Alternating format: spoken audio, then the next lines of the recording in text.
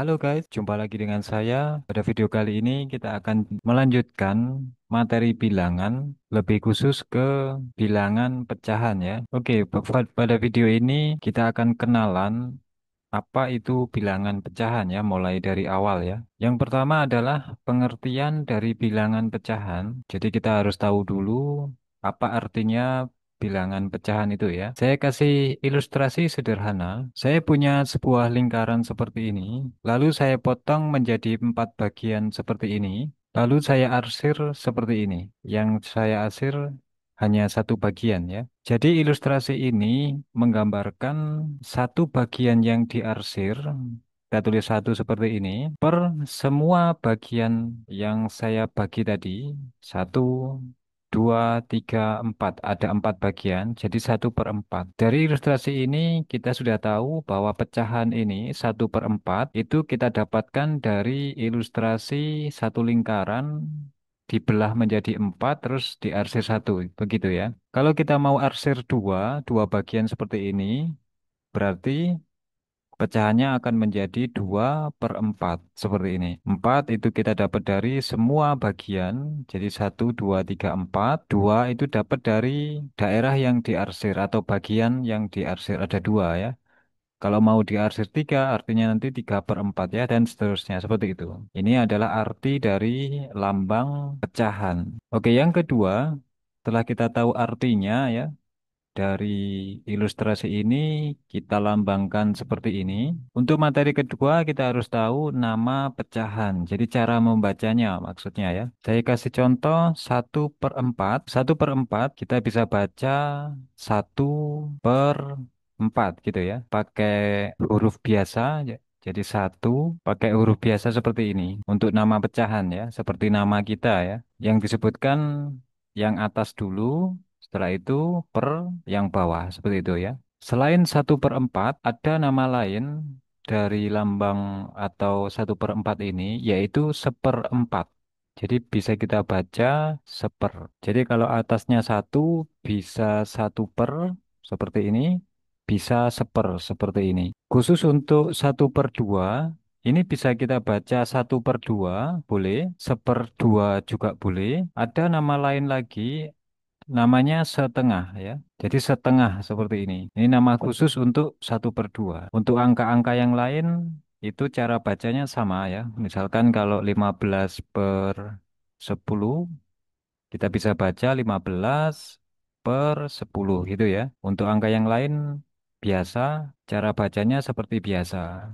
Jadi khusus untuk 1/, ini boleh 1/, boleh seper. Khusus untuk setengah, boleh 1/2, boleh 1/2, boleh setengah. Seperti itu. Oke, selanjutnya kita harus tahu dulu pembilang dan penyebut. Saya kasih contoh 3/4. Angka yang atas ini namanya pembilang dan yang bawah itu namanya penyebut. Jadi kalau ada pertanyaan 3/4, pembilangnya berapa?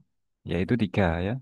Penyebutnya berapa? Yaitu 4. Seperti itu. Oke, selanjutnya kita belajar membandingkan pecahan ya. Saya kasih contoh 1/4 dan 1/2. Untuk membandingkan pecahan seperti ini triknya kita tinggal lihat saja.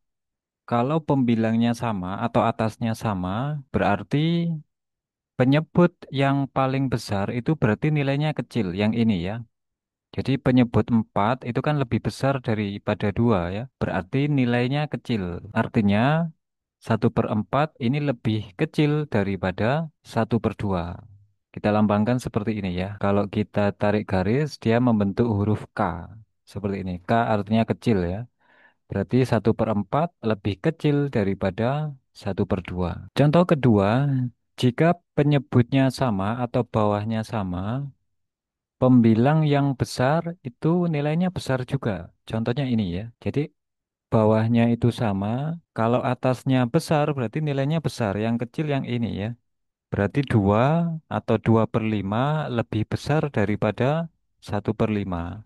Kalau kita tarik garis seperti ini, dia akan membentuk huruf B atau besar gitu ya. Kalau kita pakai lambang seperti ini. Oke, dari kedua contoh ini kesimpulannya Kalau atasnya sama, penyebut yang besar itu kecil. Tapi kalau bawahnya sama, atas yang besar itu nilainya besar juga, gitu ya. Oke, bagaimana kalau penyebut dan pembilangnya semuanya tidak sama? Saya kasih contoh, 3/5 sama 1/6 ya. Pembilangnya tidak ada yang sama, penyebutnya juga tidak ada yang sama. Kita bisa pakai kalikan silang seperti ini. 3 kali 6, 18, kita taruh sini. 5 kali 1 itu 5, kita taruh sini. Jadi 18 sama 5 itu besar 18. Artinya 3/5 ini lebih besar daripada 1/6. Seperti itu ya. Ini kalau semuanya tidak sama, baik pembilang maupun penyebutnya. Oke, selanjutnya kita belajar mengurutkan pecahan. Cara mengurutkan pecahan ya, nanti ada beberapa macam soal. Saya kasih contoh dulu. Contoh pertama, jika penyebutnya sama atau bawahnya semuanya sama, urutkan dari pembilang paling kecil. Seperti ini ya. Kita urutkan dari yang terkecil 1/3, lalu yang agak besar lagi 2/3, lalu 5/3. Ini kalau kita urutkan dari yang terkecil sampai yang paling besar ya. Soal tipe kedua. Soal tipe kedua, jika atasnya sama semua ya, penyebut paling besar itu berarti nilainya kecil. Contohnya yang ini. Jadi penyebut 5 ini lebih besar dari 3 dan 2 ya. Artinya nilainya kecil. Kebalikannya yang atas tadi. 6/5, lalu 6/3, lalu 6/2. Nah, ini cara mengurutkan dari yang paling kecil sampai yang paling besar. Meskipun penyebutnya 5 itu paling besar, tapi nilainya dia kecil. Kalau pembilangnya sama atau atasnya sama semua. Seperti ini.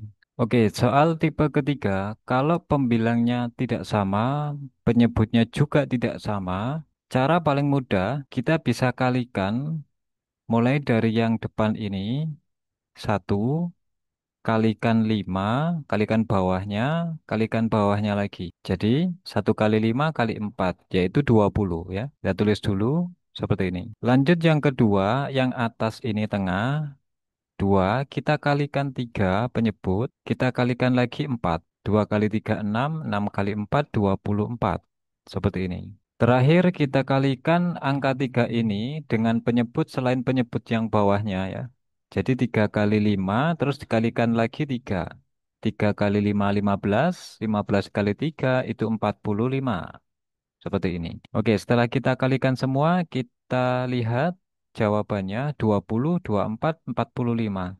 Artinya angka ini sudah urut ya, sudah urut dari yang paling kecil. Kalau memang pertanyaannya urutkan dari yang paling besar ya, kita bisa urutkan dari 3/4, tinggal dibalik saja ya. Terus 2/5, setelah itu 1/3, seperti ini. Oke, untuk mengenal bilangan pecahan ada 5 ya, artinya sudah tahu, nama pecahannya sudah tahu, pembilang penyebut itu apa sudah tahu, membandingkan sudah bisa, mengurutkan sudah bisa.